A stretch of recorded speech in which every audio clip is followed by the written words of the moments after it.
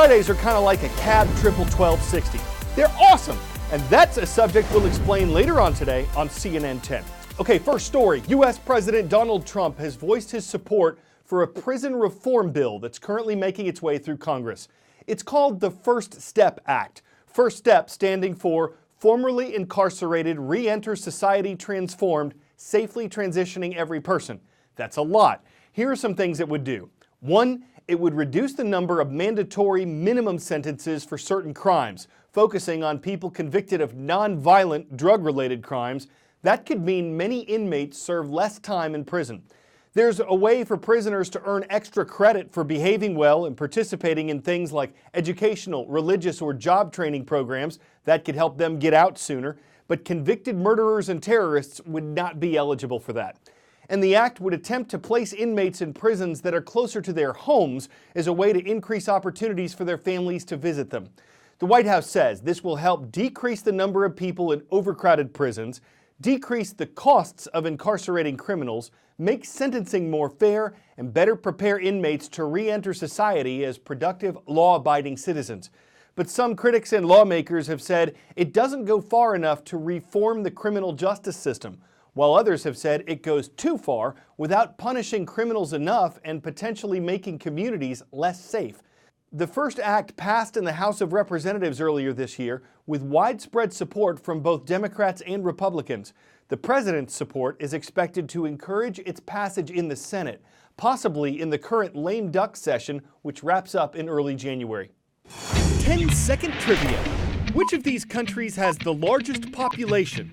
Canada, South Korea, Venezuela, or Saudi Arabia? With more than 51 million people calling it home, South Korea is the most populated country on this list. The fact that all airline flights were grounded Thursday in South Korea so that students wouldn't be distracted while taking a test shows you how important the test is. It's the nation's college scholastic ability test, the exam that high school students take to get into college. The grade they get puts them into one of 9 brackets. The higher the bracket, the better the college they can get into. Some students take the CSAT test more than once, hoping for a slot at South Korea's most prestigious universities. And controversy welled up earlier this year when a school administrator was accused of helping his twin daughters cheat. They say they're innocent, but a parent who says they aren't also says cheating probably happens in other places. The stakes are high. This time around, almost 600,000 students took the test. According to the U.S. Food and Drug Administration, there was a 50% increase in vaping among middle school students last year and almost an 80% increase among high school students. In fact, the agency says 1 in 5 of them smoked electronic cigarettes in the past month. The numbers came from a survey conducted in schools. Health officials are worried that vaping can get kids hooked on nicotine early in life and lead them to try smoking and other drugs. So the FDA has proposed new rules concerning flavored e-cigarette products that could eventually lead to their being removed from store shelves and websites. The rules do not target mint, menthol, and tobacco flavors because the agency wants to keep them accessible for adults who try to use them to quit smoking.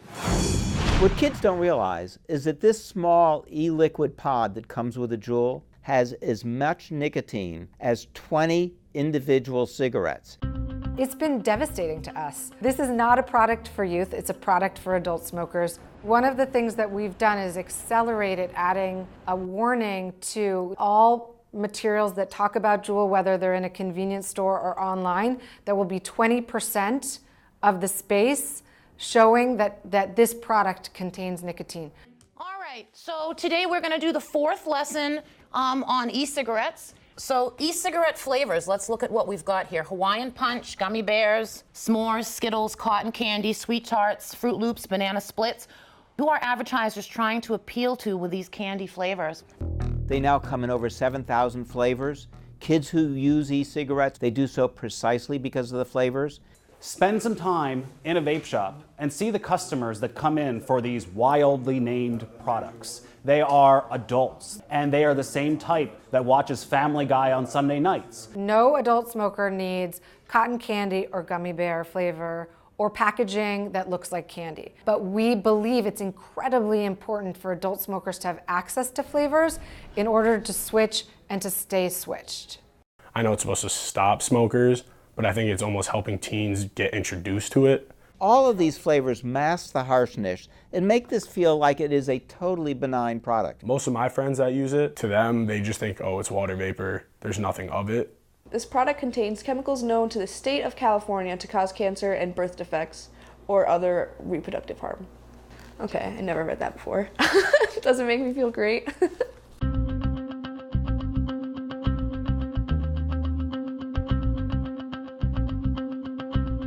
E-cigarette is delivering a chemical cocktail. The story of flavorings goes back almost 20 years now when we first started looking or seeing disease develop in workers at a microwave popcorn packaging plant. Workers back then were mixing kernels with fake butter flavor.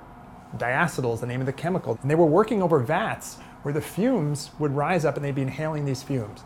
Well, many of these workers developed a severe and irreversible lung disease called bronchiolitis obliterans. We now call that disease popcorn lung. Well, that's very similar to what's happening in an e-cigarette. You have a heating element, you have the flavoring chemicals, you're heating them and constantly inhaling them. Some users might see warnings or labels that say our product is diacetyl free.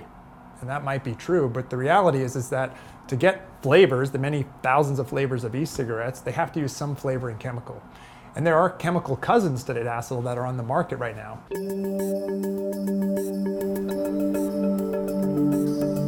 The problem here is we're not telling the whole truth. We're only telling the half-truth. We're talking about the harms of e-cigarettes, and we never mention that they're much less harmful than cigarettes. When we talk about switching to e-cigarettes, we talk about the relative risks. We say e-cigarettes are safer than cigarettes. Everything is safer than cigarettes. Adult smokers have a right to know what's in these products, and we believe and support reasonable regulation. Reasonable product standards. But what the FDA has proposed is not regulation, it is prohibition for over 99% of products on the market today. If the e-cigarette industry can demonstrate that any of their specific products actually help smokers quit and can be marketed in a way that doesn't addict another generation of kids, we would welcome that. What has happened in the absence of regulation? Millions of kids are using them because of the flavors, and smokers who want to quit still don't know which, if any, of these products are helpful.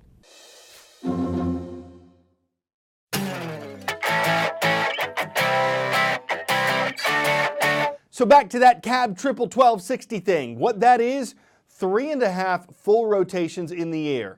Done well, it looks like this. But it had never been done before by a woman until this week when 27-year-old Austrian snowboarder Anna Gasser landed the trick. She says it was the first time she ever even tried it. Beginner's luck?